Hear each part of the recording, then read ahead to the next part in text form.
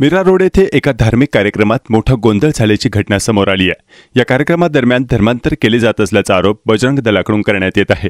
या कार्यक्रमादरम्यान झालेल्या गोंधळामुळे पोलिसांनी जवळपास 40 जणांना ताब्यात घेतलं होतं। मीरा रोड येथील एसके स्टोन परिसरात असलेल्या सेंटर पार्क सभागृहात शनिवारी एका धार्मिक कार्यक्रमाचे आयोजन करण्यात आले होते। यात ख्रिस्ती धर्मात काही जणांचे धर्मांतर करण्यात येणार असल्याची माहिती बजरंग दल संघटनेला मिळाली होती। त्यामुळे सकाळीच काही कार्यकर्त्यांनी कार्यक्रमस्थळी जाऊन गोंधळ घातला। काही वेळातच मीरा रोड या ठिकाणी पोलीस दाखल झाले, मात्र पोलिसांना देखील कार्यक्रमात प्रवेश नाकारण्यात आला। त्यामुळे पोलीस उपायुक्त प्रकाश गायकवाड यांनी फौजफाटा पाठवून जवळपास 41 जणांना दुपारी 3:30च्या सुमारास ताब्यात घेतला। त्यानंतर संध्याकाळी 6 वाजेपर्यंत चौकशी केल्यानंतर त्यांना सोडण्यात आलं। तर याबाबत सखोल तपास करण्यात येत असल्याची माहिती गायकवाड यांनी मीडियाशी बोलताना दिली आहे। मिळालेल्या माहितीनुसार एका बेंगलोरमध्ये राहणाऱ्या इसमाने या सभागृहाची नोंदणी केली असल्याची माहिती समोर आली आहे।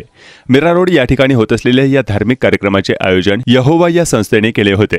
3 दिवसीय संमेलनात राज्य आणि भारतातील मराठी भाषिक नागरिकांनी सहभाग घेतला होता। मात्र यात कोणतेही धर्मांतर करण्याचा प्रकार नसल्याची प्रतिक्रिया संस्थेचे प्रवक्ता मुकेश गायकवाड यांनी दिली आहे। मीरा रोडला कालपासून एक धार्मिक कार्यक्रम सुरू आहे एका समुदायाचा आणि त्या धार्मिक कार्यक्रमामध्ये धर्म परिवर्तन केलं जात आहे असं काही लोकांनी तक्रार केलेली होती। तर त्या तक्रारीची आपण दखल घेतलेली आहे। कार्यक्रम पण शांततेत सुरळीत पार पडलेला आहे आणि त्यांच्या तक्रारीची शहानिशा आता पोलीस स्टेशनमध्ये सुरू आहे।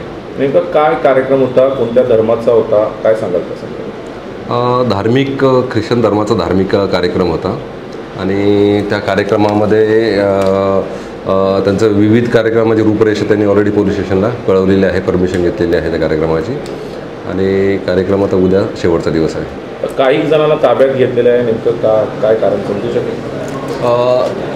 काही लोकांना आपण चौकशीसाठी बोलवलं, ताब्यात घेतलं असं नाही म्हणतात, चौकशीसाठी बोलवलं आहे आणि यामध्ये धार्मिक धर्मांतरण केलेलं आहे का, त्यात जबरदस्ती झालेली आहे किंवा काही प्रलोभन दाखवलं आहे का, अशा तक्रारी आहेत। त्याबाबत फक्त आपण चौकशी करतोय।